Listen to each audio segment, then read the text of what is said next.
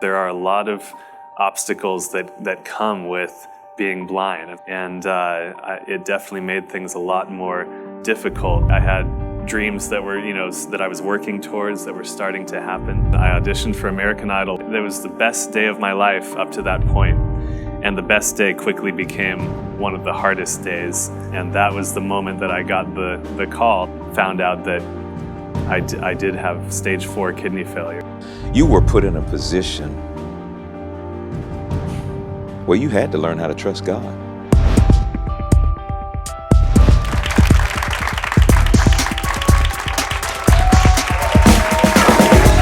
Hello and welcome. Hello and welcome to a very exciting show today. Now, on today's program, we're going to stir some things up in your life. Today, we're going to shift your thinking and through an amazing story, change the way you see whatever you might be struggling through today. We'll start with this, an ordinary stirrer. Now, you may use this to stir your coffee in the morning, but watch this. Can you imagine if you had to see the world through this little straw? Think about that. It seems unimaginable, and I just can't imagine even doing something like that. But ladies and gentlemen, think about if you had to look through this straw to see your family, nature, colors, the trees, grass, the church, the people you love. Imagine if your vision was limited to what could be seen through this tiny straw. Now, in 2009, television audiences across America fell in love with my guest today, Scott MacIntyre, as he competed as a finalist on American Idol. It wasn't Scott's phenomenal talent that struck a chord with the audience. It was the moving story of his life and what he had to overcome to get there. This exceptional young man, born blind with less than 2% use of his eyes, has seen life in the natural through a straw. To make matters worse, on the day of his college graduation, Scott was told that without a kidney transplant, he would die. Imagine that. Now, today's show is about how we see this world and how we must see with spiritual eyes, no matter what we might see or not be able to see in the natural. God intervened in Scott's life, and today he's going to intervene in yours. Now, how do I know? Because as you will see on today's show, Scott didn't just overcome issues with seeing or just one transplant of a kidney. 8 years later, he would go through it all again. You don't want to miss this show or Scott's amazing story. I'm Creflo, and this is your world. Changing one life, time after time. Oh Lord, we do it all for you. Through the trials I see, I'll always believe a new life starts with me. Oh, Change your world today. Change is gonna come your way. Change and get an understanding. His grace will transform you.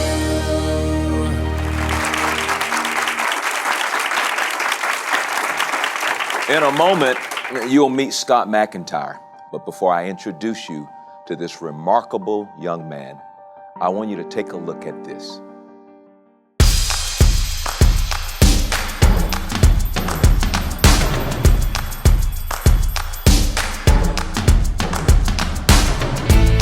Music to me is really a universal language. It doesn't matter what language you speak or where you come from or what you're going through in life. Music has a way of reaching so deep down into the souls of people and changing their lives.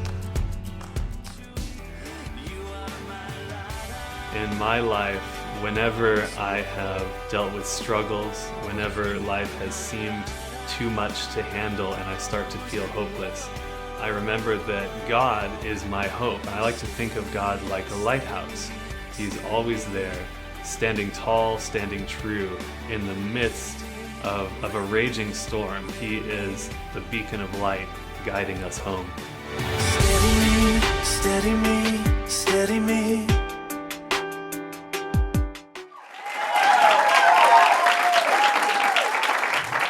Wow. Ladies and gentlemen, please welcome Season 8 American Idol finalist Scott MacIntyre to your world today. Scott, thank you so much for being here with us today. Thank you so much for having me. I'm excited to be here. Your testimony, as I said to you before the show, is very inspiring, very uplifting. But I believe there are people that are watching today. Some of those people may be on the verge of giving up and quitting. And I believe today God has blessed them to tune in to this broadcast and to hear about the amazing grace that God has shown in your life. So I want to begin with this first question. How old were you when you were able to recognize that there's a difference between your vision and everybody else's? I think I was probably about by 4 or 5 years old. I knew that something was different about me because you can't escape it forever. But to me, it was always kind of normal because it was what I knew. It definitely made things a lot more difficult. But I knew if I worked hard enough and got creative, I could usually figure out a way around some of the practical obstacles, at least, that came up. When you got to that point of recognizing the difference, of course, now you got to develop coping skills. How did you cope with it? It was very interesting because there are a lot of obstacles that come with being blind. Think about walking up to a curb, closing your eyes, and then taking that first step into the street, into the traffic with, knowing that cars are coming. You have your goal in mind. You have what you hope is the eventual outcome, which is crossing the street, making it to the other side. But you have to take that first step of faith into the street before you can start your journey there. But that would be the theme throughout my life, would be faith, would be taking that first step of faith and then trusting that I'm going to make it to the other side of that street. Even though I can't see how to get there, you have to have faith, you have to trust. So at what age did you discover you had this musical talent? I mean, from seeing what we saw in the opening, I want to say this musical genius. When did you discover this? It was amazing. Thank you very much. But I just loved music and didn't really think that much of it. I started playing piano when I was about 1.5 years old. What? And so there's by ear? By ear. There's not a time where I cannot remember playing the piano. When I was 3, I started putting little chords with the left hand with little melodies of the right hand, and I eventually became a classical pianist and did classical lessons for much of my life. And then I also started writing music, and that eventually won out because I liked to tell stories, and I realized if I could put what I was experiencing into words and music, and they could be my words, and if I could say something in a new way, but something that connected with people and encouraged people through their struggles, that's really what I wanted to do. It's pretty amazing. The day you graduated from college, you're making a speech, and you find out that your kidneys are failing, and that if you don't have a kidney transplant, you would die. Mm-hmm.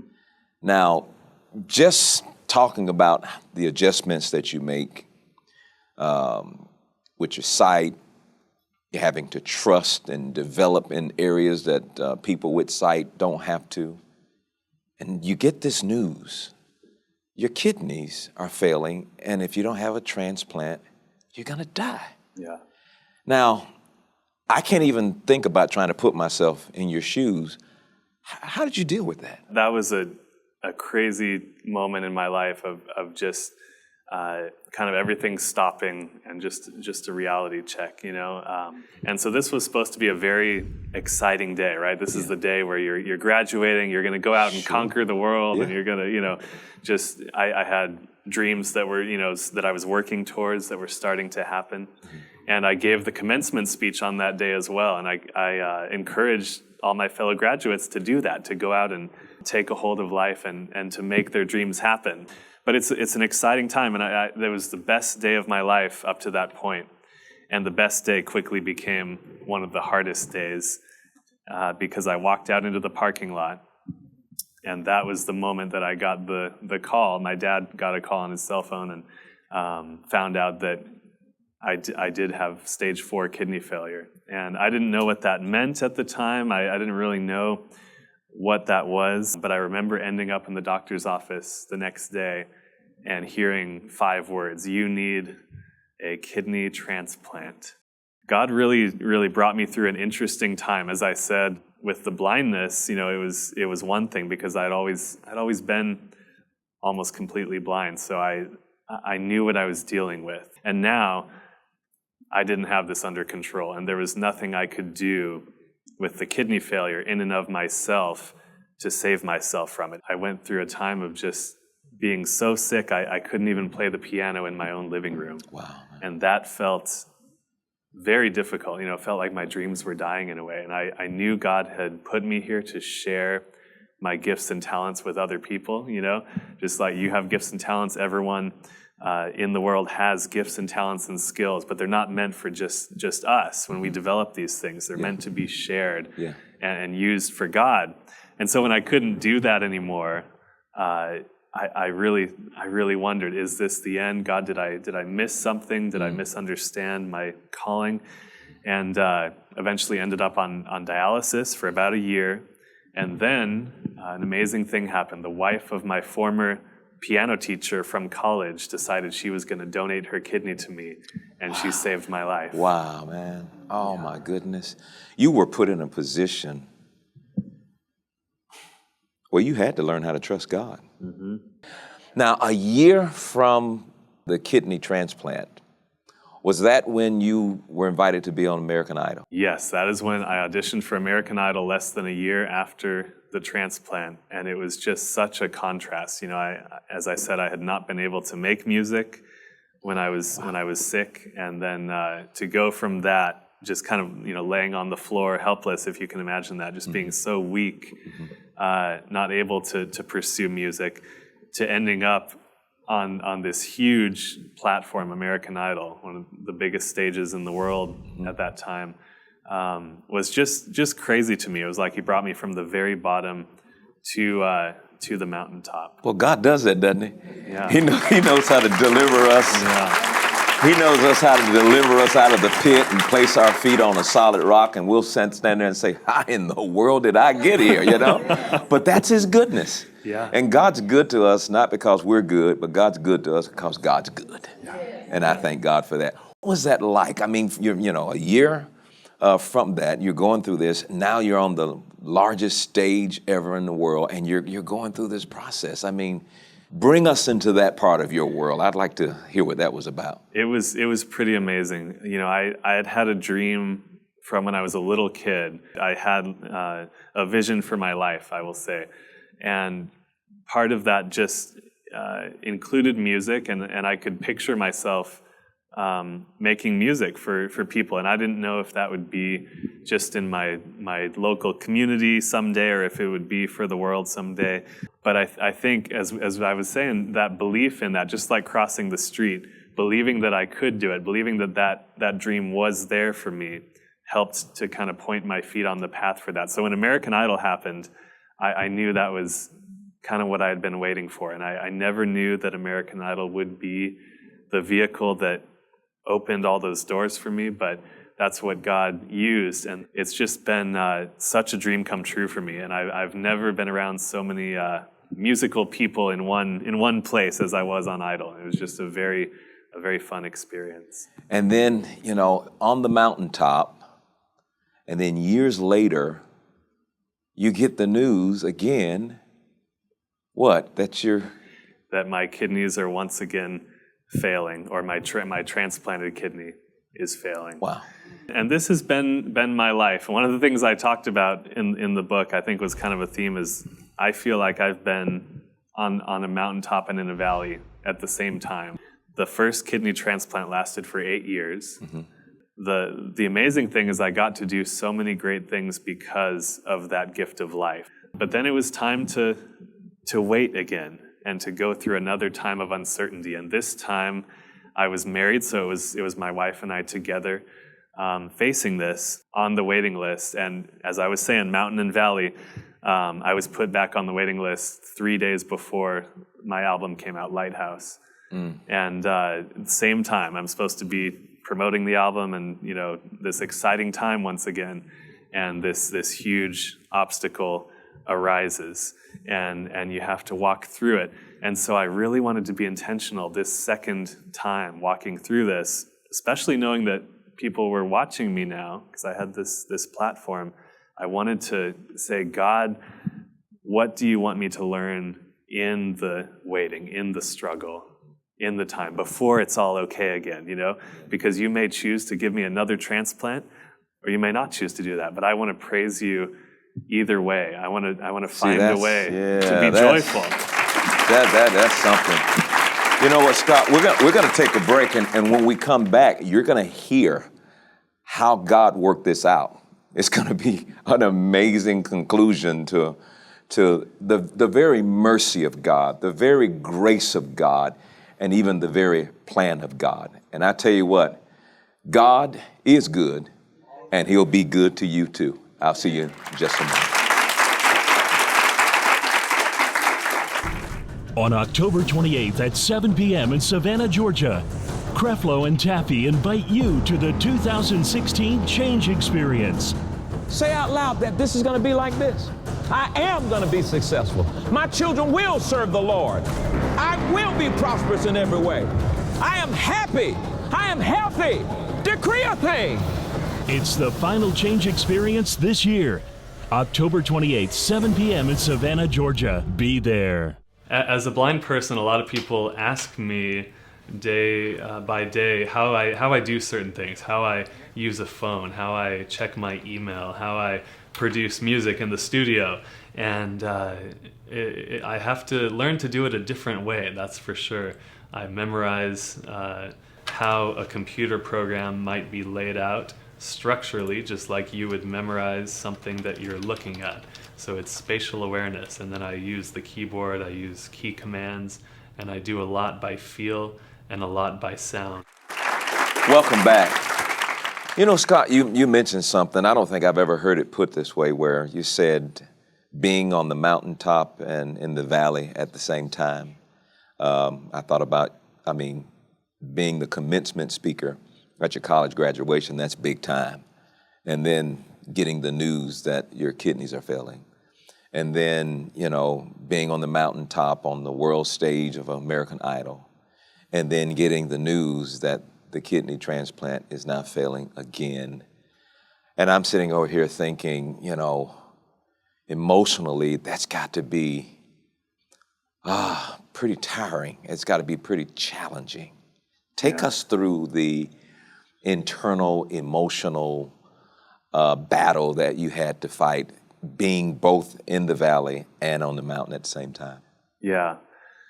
There are a lot of emotions, and the one thing that I think helped me be content in the waiting, as I was saying, and learn how to praise God even when I don't have the transplant on the calendar, when I don't know the ending. I think about how a lot of people say, why me? Why is this happening to me? I believe God was calling me to say, why not me? First of all, I know that I'm a sinner. I know that I'm fallen, as we all are, and Christ came for that very reason. And he gave us an incredible gift of grace. What else could I ask for? I don't deserve good health. I know this is hard to say, but it's probably hard to hear too, but this is really what I believe. I don't believe that I deserve health or anything good of my own merit in this life. Everything that I do have is a blessing from God. And so if you can Amen. If you can I lay agree. that down. I agree 100%. You can lay that down. Yeah. And then anything that if he decides to give me another transplant, then praise God. That's a huge blessing. That's why I believe, what happened was you could have put yourself in the center and you could have become bitter and you could have become offended. But instead of doing that, you recognize, wait a minute, this grace is undeserved favor. Under this covenant of grace, we don't get what we deserve. So tell us, what happened? Well, in April of last year, I got the call that I had been waiting for, and I found out that a donor was approved to donate their kidney to me. So I was going to have a second transplant. The crazy thing was it was completely anonymous. This was an anonymous donor, they told me. Here was someone that I had never met. I did nothing for her. Yeah. I couldn't do anything to deserve it because I didn't know her before. And she stepped in of her own accord and offered me a free gift, her kidney, so that I could live. And that's what Christ does. And that for each one that of us. is the grace of God. It's and this is something that I'm hoping people will understand, that God's grace is not showing up doing things because you deserved it, because you worked for it, because you earned it, because you performed good enough to get it. But his undeserved favor showed up when you didn't deserve it, when you didn't work for it, when you didn't perform it. And what you did is you just stayed out of the center and you praised God and you stayed in that place of rest and trust. And you know what?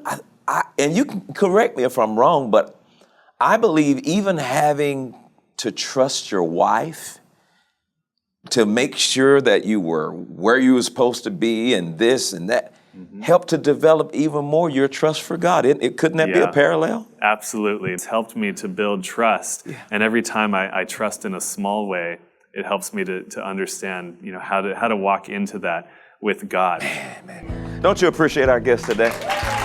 Oh, wow. What an amazing show. Scott is what never giving up looks like. So the next time you get down and feel like giving up, I want you to remember what you saw today on this program. Scott trusted God and not himself. He came to realize that God will never give up on us. Now, I know you may be facing some significant challenges, and I know there are many of you who are dealing with physical challenges like Scott that you have no control over at all. I also know there are those watching today who are struggling with relationship issues or health challenges or even financial breakdowns.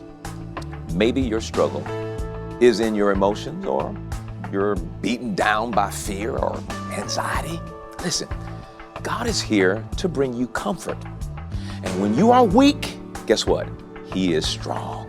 And if you've been inspired by Scott's story today, then it's time to decide in your mind to never give up, but to look up and give up your worries to your Father in heaven. It's time to set your eyes on Jesus and turn your troubles over to Him. It's going to take determination and commitment on your part. And I want to do my part to help you out with this. I put together some resources I want you to get today. Everything in this collection is designed to make sure you put your full trust in God, to learn to look up and to give your cares to Him. If you're determined and committed to getting out of your situation, then I want you to watch this and take the first step to a better and happier life. I'll be right back.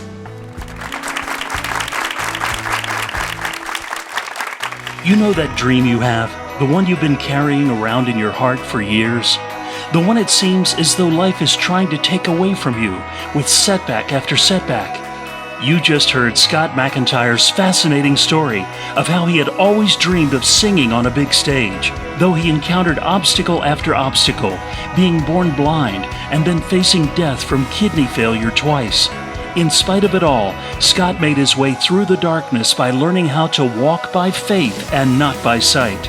And with this faith, Scott went on to receive national fame as a finalist on American Idol. If you've been dreaming of starting a business, going back to school, or even performing on a national stage, whatever your dream, imagine the difference doing it all while walking by faith with God at your side. To help you on your journey, you'll want to have these important tools Dr. Dollar is making available to you. Call now to receive your copy of the 3-part CD series, Your New Dream and Destiny. It will inspire you to dust off your old dream or create a new one with God. Plus, you'll get the powerful book, Making God's Promises a Visible Reality. It will show you how to use your faith to fully see the manifestation of God's abundance in your life, all for your donation of only $35. And as a special bonus when you call right now, you'll receive your personal copy of the entire unedited version of today's interview, with more of Scott's story and extra tips from Dr. Dollar that will help you get your dream in gear. The entire life-changing collection is available for your donation of only $35 or more. Remember, it includes the 3 CD series, Your New Dream and Destiny, the book, Making God's Promises a Visible Reality, and the uncut version of today's show. And when you sow this seed into Creflo Dollar Ministries, you'll become a part of a movement of believers who are taking the message of God's grace around the globe to those who need it most. You'll also help provide food and clothing to poor families in America, Kenya, and Thailand. That's what your donation of $35 will do. Yes, you owe it to yourself to truly learn how to face your setbacks, walk by faith, and make your dreams a reality. Just pick up the phone right now and get these valuable, life-changing resources. What are you waiting for? It's your time. Call now. Welcome back. Now, Scott, we forgot about a very important part of this testimony, and you need to let us know about it. Well, the cool thing is, and the ending to this story, my donor not only gave me the gift of life when she gave me that kidney, but in doing so, she allowed my wife Christina and I to create a new life. We're expecting our first baby this fall. And that was not possible before. So she really, you can already see how her gift is giving beyond herself, beyond me, and just creating life. Wow, the power of God's grace. Well, I hope you've been inspired by Scott's story, and I know I have. So don't forget to connect with me on Facebook, Twitter, and Instagram. And every day we are sharing exciting news and words of encouragement on these social media channels, and we want you to become a part of our World Changers Nation. And you can always log on and spend some time on our website at yourworldwithcreflo.com. Thanks for joining me today. And remember, you are the righteousness of God, not because you are good, but because He's good. We love you, and we'll see you next time right here on Your World. Thank you, partners and friends. Your love and financial support makes it possible to bring this message into billions of homes all across the globe.